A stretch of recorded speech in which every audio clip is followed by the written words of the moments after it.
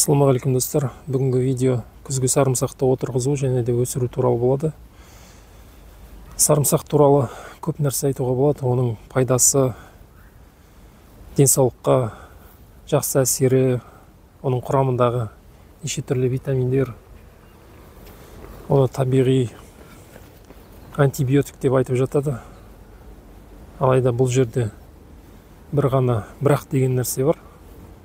Сол пайдалы нәрселердің бәрі құрамында болу үшін бұл сарымсақ табиғи жолмен таза топырақта өсірілген өнім болуы қажет. Біздің дүкен сөрелерінде, базарларда сатылатын өнімдердің барлығы өндірістік бағытта өсірілетін өнімдер. Ондай өнімдер әрине химиялық дәрумендердің көмегімен өсіріледі. Ал енді мынандай таза өнімді қайдан алуға болады деген сұрақ болса, мұндай табиғи таза өнімді тек қана өз аулаңызда, өз жеріңізде өсіру жолымен ғана алуға болады. Өйткені бұндай таза өнімді ешкімде сатпайды. Бұны отырғызатын материалға келетін болсақ, осы жылдың өнімінен алдын ала шамалап қажетті мөлшерді алып қоямыз. Отырғызуға қажетті бастар ірілеу болған дұрыс. Биылғы өнімдегі сарымсақ бастары менде сондай ірі болды. Шерінділер қолданған ұнаған болса керек. Сондықтан да ең ірісін емес, мен орташа көлемдегі тісшелерді қолданамын. Осылай аламыз бастарды, оны бөліп, осындай тісшелерге бөліп қажетті мөлшерінде дайындап аламыз. Енді оның санын шамалап есептеуге болады. Арасы 10 см, 5 метр жерге 50 тісше кететін болса, 4 қатарға шамамен 180-200 тісше дайындап аламыз. Және де бұны бөлген кезде араларында осындай жалпақ тісшелер болады. Оларды қолданбаған дұрыс, өйткені олардың түбін қараса осындай жіңішке. Олардың тамыр шығаратын жері өте жіңішке, кіші болады. Сондықтан ол жерден үлкен тамыр шыға қоймайды. Сондықтан да ондайларды қалдырып қойған дұрыс. Осы сияқты қандай домалақ, ірілеу келгендерін сұрыптап аламыз. Дайын болған кезде осылай егуге кірісеміз. Бұл тақырыптар сіздерге ұнаса, арнаға жазылыңыздар. Өйткені алда жоспарлар бар. Қанша пайдалы видеолар түсіруге, алма көшеттерін өндіру туралы, алма бақтарын баптау туралы біраз видеолар түсіру жоспарда бар. Сондықтан да бұл тақырыптар сіздерді қызықтырса, арнаға жазылыңыздар. Ұнап жатса, лайк басып қойыңыздар. Ендеше іске көшейік. Алдымен топырақты дайындап аламыз.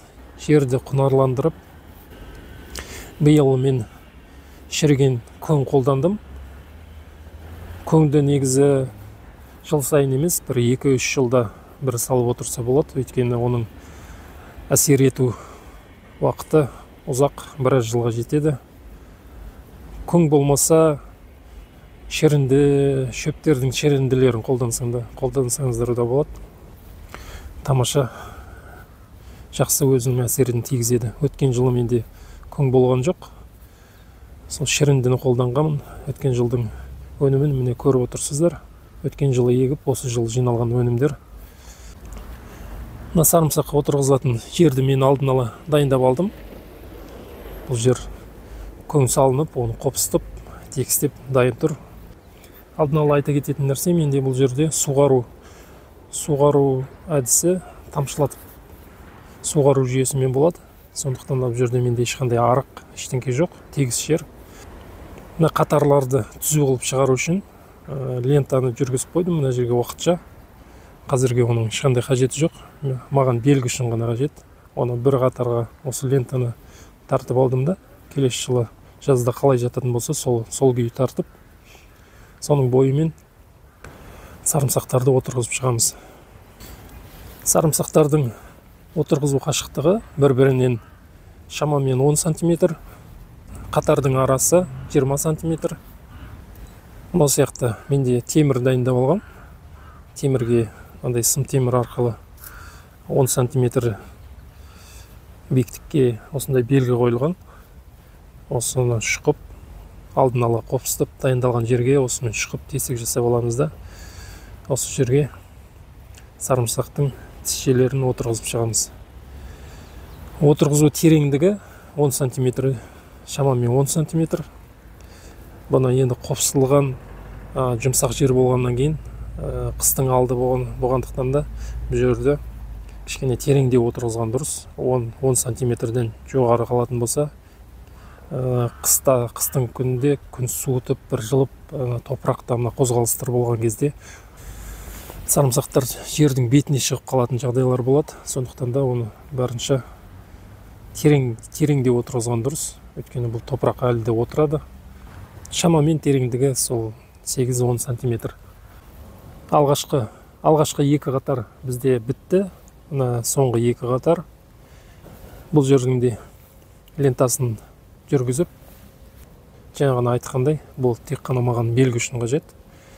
Ленталардың арасы менде имитерлары 10 см, тесіктердің арасы 10 см. Сондықтан да сол қашықтықтан мен өлшеп жүрмей солай отырғызып кете беремін. Екінші қатардың да шұңқырлары менде дайын. Қазір бұны отырғызып шығамыз.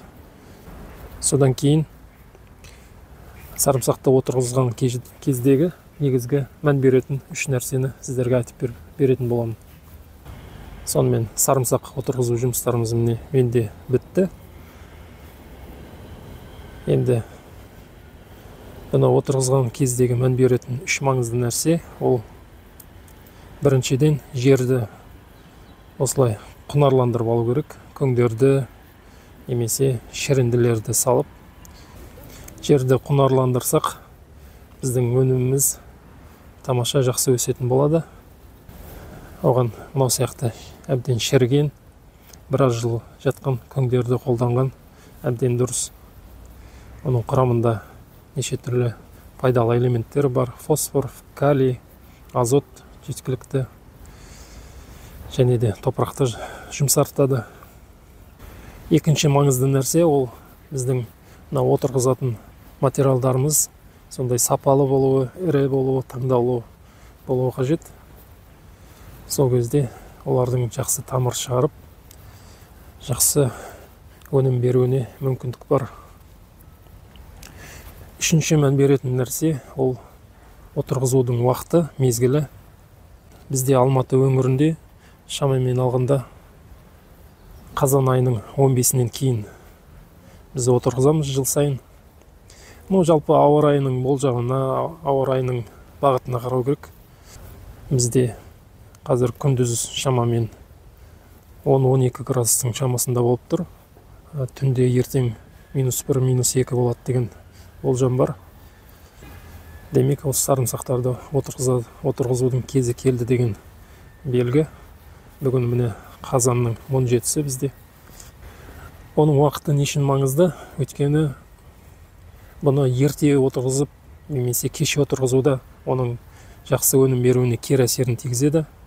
Егер де біз ерте отырғызып қойсақ, қатты жылы кезде ол жапырақ шығарып кететін болса, ертең қыстың суығы түскен кезде оның жапырақтары өсіп, көктемде дамуына оның кері әсер тигізеді.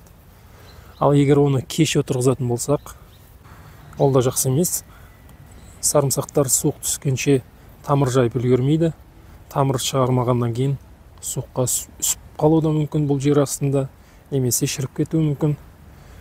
Ештеңке болмаған жағдайда да көктемде ол тамыр шығарып өсіп үлгергенше оның дамуында біраз кедергілер болады. Сондықтан да бұны отырғызған кезде бұл қыс алдында тамыр жайып ғана үлгеру керек, өспеу керек. Сол тамырымен қысқы ұйқыға кету керек. Көктемде күн жылынған кезде оның өсуі сол кезде тамыр дайын тұр, ары қарай өсуі тез болады. Бұл енді егілген сарымсақтардың күтімі, баптау туралы мәліметтерді көктемде жалғастыратын боламыз, Алла қаласа. Жалпы айтпағым осы. Егер де мәліметтер ұнаған болса, арнаға жазылыңыздар, лайк басыңыздар. Тағы да көптеген пайдалы мәліметтермен бөлісетін боламын.